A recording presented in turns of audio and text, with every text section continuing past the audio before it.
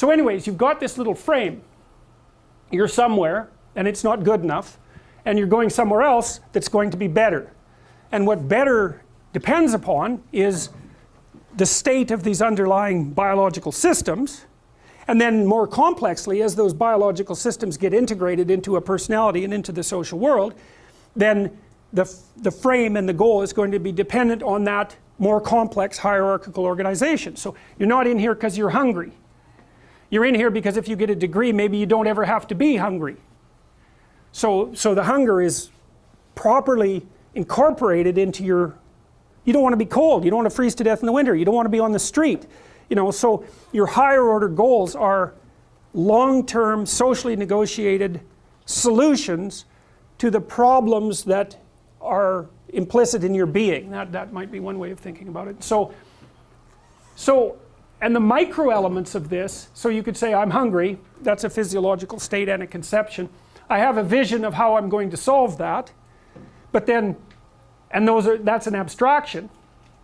But what you do to transform point A into point B is not an abstraction.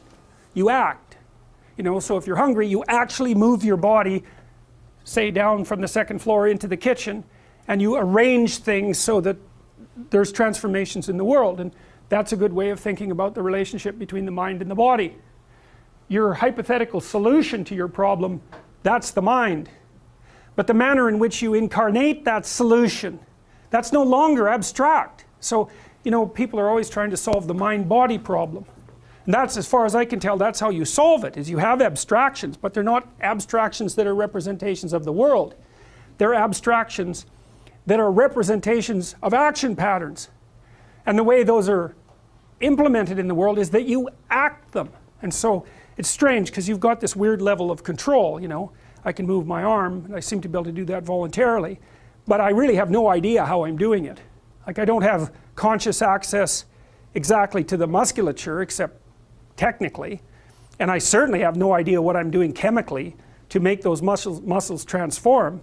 But my abstractions ground out in this movement, and I can observe the movement and modify it, but I have no conscious access whatsoever to the microprocesses that are making that possible. I have no idea why that is. Probably because I'm not smart enough. That would be my guess, right? Is you're only going to, evolution is only going to allow your mind to control those elements of your being that you're smart enough to control. And so you don't get voluntary control over your heartbeat, for example, because you'd just forget, and then you'd be wandering around, and then you'd forget to beat your heart and bang, you'd be dead. So you don't get to do that. So, all right, so all these different, I classified these again as self-propagation and self-maintenance motivations. And so if you're too hot, well, you want to go somewhere cooler, and if you're too cool, you want to go somewhere hotter. And same if you're thirsty and hungry. And for self-propagation, well, you get lonesome, and maybe, you know, you have some sexual desire, and each of those different systems competes for access to this central frame, and that's something like the contents of your consciousness at any given time. So up pops a desire, but it's the wrong way of thinking about it, because a desire sounds like something that's pushing you forward, but the desire is goal, framework, emotion, perception, action, pattern, all at the same time. It's a little personality, or it's a little story. Actually, when you describe the operation of one of these things, that's when you're telling a story. So I was somewhere, I needed something, I went and got it. It's a boring little story, but that's the basic unit of a story, right? Because I don't care to hear what you're doing unless you had a reason for doing it. I just say, what's the point of the story? And the point of the story is the point. It's directional, right? It says, I went from here to there, that's the point. Here's how I did it, that's the point. And you're interested in that because maybe you want to know how to do it too. And you won't have to struggle through it like I did, you could just listen. And so we're always throwing these little units of information back and forth to each other. And for good reason. I want to know what your point is. Because better I learn it from you than make all the mistakes that you had to make when you were learning it. And human beings, we got that figured out, that's for sure. So, okay, I'm going to just explain this, and then we'll stop. All right, so we're in one of those frames now, and we're going from point A to point B. And so the question is, how does the world lay itself out? Okay, so the first thing to understand, and this is partly the reason I showed you the gorilla video, is that the first thing a frame does for you is make almost everything irrelevant. And that's so great, because that's what you want. You want almost everything to be irrelevant, because otherwise you're going to be so flooded with information that that's what hallucinogens do, at least in their initial stages, is they take away that filter and make everything relevant. You can read about that in Huxley's Doors of Perception. He does a great job of describing the initial stages of a mescaline experience, and what happens is that all of the memory, in some sense, that regulates his perceptions is stripped off, and so he sees everything glowing and alive and magical, like he'd never encountered it before, which is exactly how you would see something if all your memory about it was gone. And so he sees things as way more complex and interesting than he normally sees them. Well, that's fine, but you know, if you're like that all the time, then you know, you end up in a ditch starving to death or something. Like it's not commensurate with normal life. That's what it looks like. And so your perceptions are just shrunk and restricted to the bare minimum necessary to keep you moving in the direction that you're moving. All right, so the first thing you want to do is you want to make things irrelevant.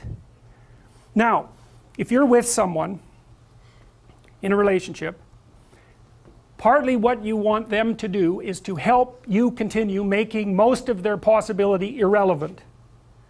It's polite, because one of the things, so you say, well, we have a friendship, let's say we have a friendship, okay? So that means you've agreed to act in a friendly manner towards me and to support me. There's all sorts of other ways you could act, like a myriad of them.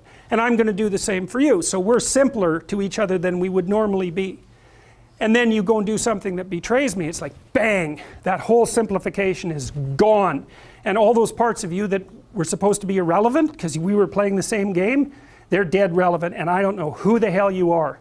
And so that's really rough, and people do not like that. It's this emergent mismatch between their desires and the way the world is manifesting itself.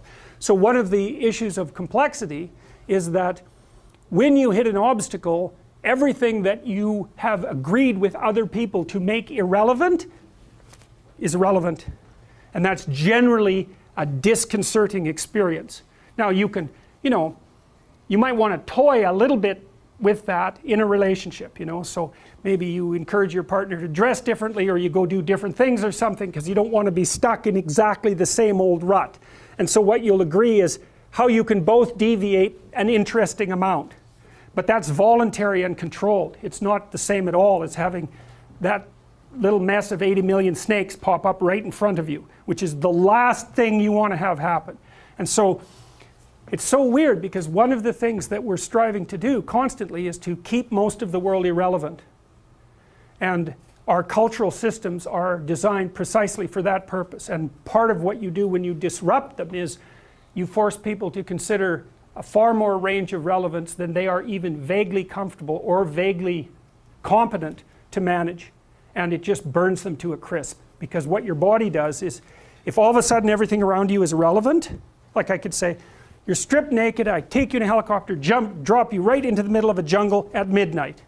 It's like, you're not bored.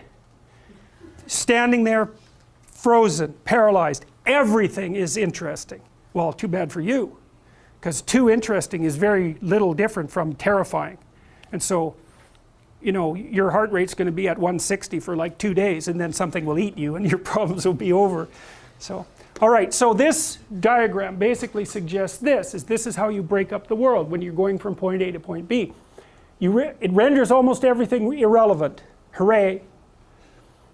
And then what happens is the rest of the world is broken up into obstacles that get in your way and tools that facilitate your movement forward. And that's actually what you see when you come into a place. Like when you come into this room, these are obstacles insofar as you can't walk through them, and those are tools insofar as you can sit on them and watch the class. And this is a tool, and these are tools, and this is a tool, and I'm a tool for, although I'd never admit it, but anyways, I'm a tool because you need to take this class in order to advance towards your degree. And so basically what you see in the world are entities of functional significance, and those are not objects. They are not the same thing. So, and that's very much worth considering, because see, we're trying to build up a case, at least in part, for analyzing the nature of the structures within which you organize your perceptions. And we tend to think that those are predicated on object perception. It's not true. It's not true. They're predicated on relevance conception. Does it help you? Does it get in your way? Or is it irrelevant? That's what you want to know. If it helps you, you're happy about it. If it gets in your way, you're negatively predisposed towards it. If it's irrelevant, it's invisible. And so if your little scheme is functional, your little frame is functional, then most of the things that you encounter are mildly positive. And that's how you know that you know what you're doing. That's how you validate the entire frame. So, okay, good.